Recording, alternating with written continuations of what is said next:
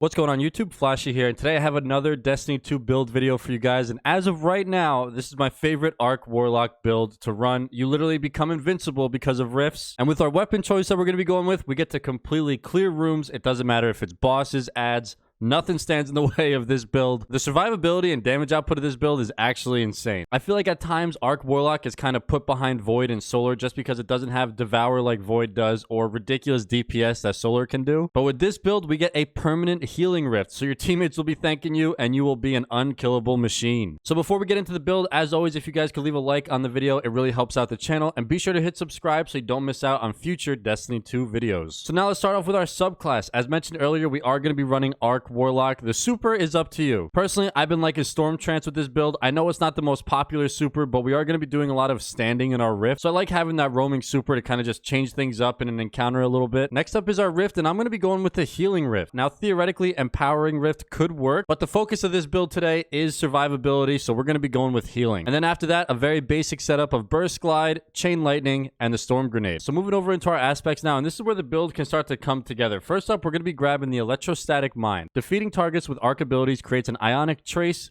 Collecting an ionic trace will make you amplified. We're pretty much going to be amplified the entire time with this build, which is when your movement speed and weapon handling are increased. We also get a speed boost when sprinting, and we can get amplified also by rapidly defeating targets with arc damage. Really nice buff right there. Our second aspect, we have to go with the Arc Soul. Casting your Rift creates an Arc Soul. Allies can get an Arc Soul, so even more damage on the board there. Our Rift charges faster near allies. And finally, while amplified, our Arc Soul gets increased fire rate, so even more damage coming from this aspect. I really like Arc Soul. It's so clutch. It's always firing on enemies. Your entire fire team can have one. It's literally just free extra damage. And again, we're always amplified, so it's always going to be supercharged, which is great, especially for this build that's going to rely on killing ads, and we'll get into all that in a second. But now moving on into our fragments. The first one is going to be Spark of Resistance. While surrounded by combatants, you're more resistant to incoming damage. This build is all about survivability, as I stated earlier, and since we're kind of just standing in our rift a lot, our enemies are going to be charging at us, so we'll be surrounded pretty often. This works nicely to allow us to take more damage. Again,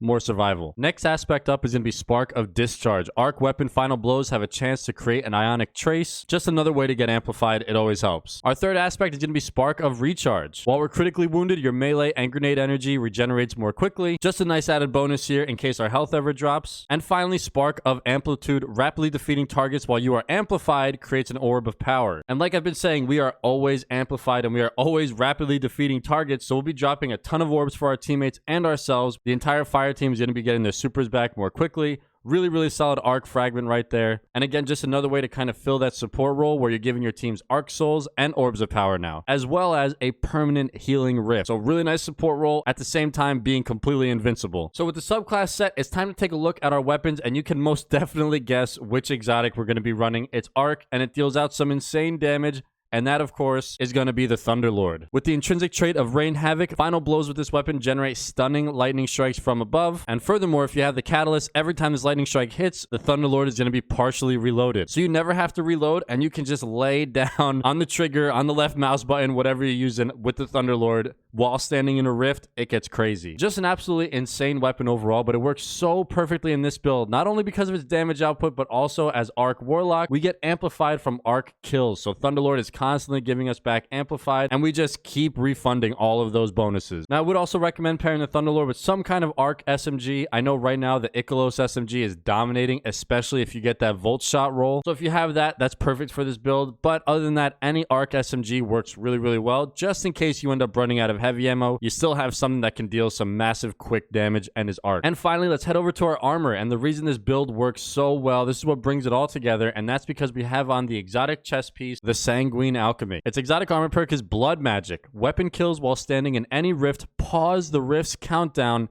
extending its duration. Further kills maintain and extend the length of the pause. So basically, our rift never disappears the second we put it down. Especially in higher tier content where there is just ads everywhere, all you do is kill one off and boom, your rift countdown pauses, and you just stand on your healing rift while laying down insane amounts of arc damage through Thunderlord, your melee, your grenades, everything. And you'll even see in the clips here, I put down the rift, I just stand it, get one kill, rift countdown pauses, get another kill, rift countdown pauses. We literally just get to stand in one healing rift for as long as possible. At first, when I unlocked this exotic, I thought it only extends it for briefly, but no, you literally stand in your rift for like a whole minute. By the time Blood Magic even wears off, guess what? You already have another rift to put down. And that means you're grabbing another Arc Soul that's supercharged because we're amplified, and you just rinse and repeat, put down a healing rift, get the supercharged Arc Soul, decimate everything with Thunderlord, and repeat. This is such a fun build and such an awesome way for Arc Warlock to finally have that survivability that Void does, while also doing some serious damage like Solar Warlock does. Now, there are ways to improve this build even more. It's at its best when you have heavy ammo for your Thunderlord, of course. So let's buff our machine guns with some mods. On our helmet, we can grab the machine gun ammo finder. On the gauntlets, we can grab machine gun loader, increase the reload speed of machine guns. Also on our chest piece, we can grab machine gun reserves, increase the amount of machine gun ammo you can carry.